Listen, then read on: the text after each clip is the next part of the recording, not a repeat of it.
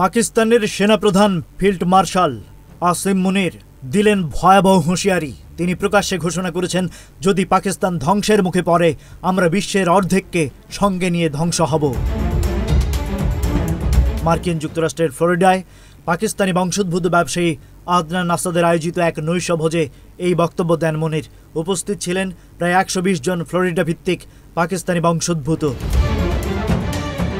মুনির বলেন, পাকিস্তান পারমাণবিক শক্তিধর দেশ, অস্ত্রের ঘাটতি নেই। ভারতের ইন্দুস নদীতে বাঁধ নির্মাণের পরিকল্পনা হলে সেটি ধ্বংস করা হবে 10টি মিসাইল দিয়ে। তিনি অভিযোগ করেন, ইন্দুস ওয়াটার্স ট্রিটি স্থগিত করায় 25 কোটি মানুষ অনাহারের ঝুঁকিতে পড়তে পারে। এই সফরে মুনির যুক্তরাষ্ট্রের শীর্ষ সামরিক কর্মকর্তাদের সঙ্গে বৈঠক করেন এবং প্রেসিডেন্ট ট্রাম্পকে নোবেল শান্তি পুরস্কারের সুপারিশের প্রস্তাব আবারও দেন।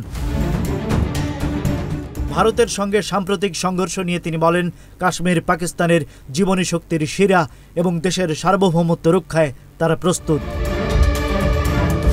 বিশ্লেষকদের মতে, যুক্তরাষ্ট্রের সঙ্গে নতুন করে ঘনিষ্ঠ সম্পর্ক পাওয়ার আত্মবিশ্বাসেই মুনির এমন আক্রমণাত্মক বার্তা দিয়েছেন, তাও আবার আমেরিকার মাটিতে দাঁড়িয়ে। Rajib Raihan, news flash 71।